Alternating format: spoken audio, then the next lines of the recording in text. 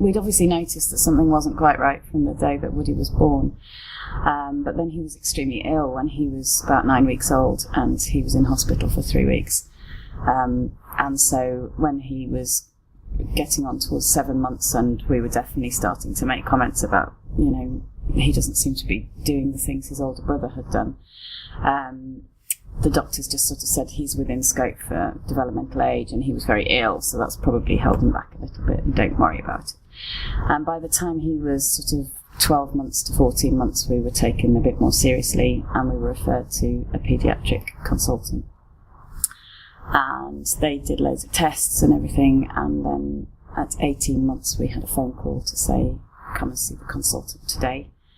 So when you get that kind of phone call, it's not going to be brilliant, having waited 3 months for an appointment in the first place. So we went in to see the consultant, and she was very nice, and she said, your son has Angelman syndrome. And we'd never heard of it, and I can just remember thinking, well, that can't be bad, it's such a pretty name, isn't it? And she handed us a piece of paper with the contact of family details on it, and also she said, and there's this group, I think they're called ASSERT, you might want to contact them at some point. And then she sort of said, if you have any questions, you probably won't think about them now, come back and see me whenever. And that was it, really. I think we were in there for about an hour, so it doesn't sound like we were in there for long, but we were. But it took a long time to process. We went home, and obviously we Googled straight away, and we saw some videos on YouTube, all of which seemed to involve music like You Say It Best When You Say Nothing At All, and things like that, at which point we fell apart a bit. And it wasn't a very good weekend that weekend. It was a bank holiday weekend, and I think we just cried for 3 days, solidly.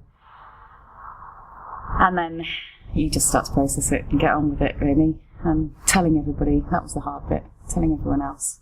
Because,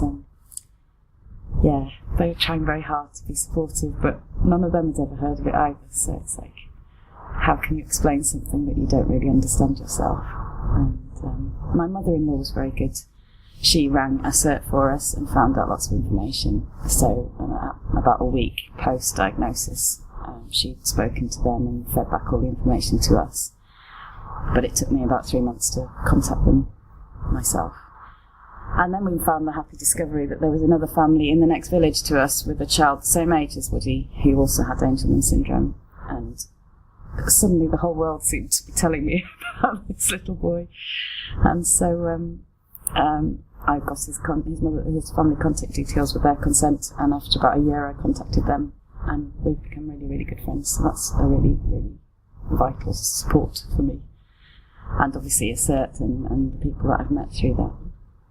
It's really hard, but I think trying not to Google is probably the best thing, because there's lots of things out there that, you maybe don't want to see or think about in the immediate days after diagnosis. There's just lots of things that you don't really want to think about immediately, and to take one day at a time and to try and live in this day and not worry about what's going to happen next week, next year, in 10 years' time. And that's definitely how I've tried to live my life since we were diagnosed.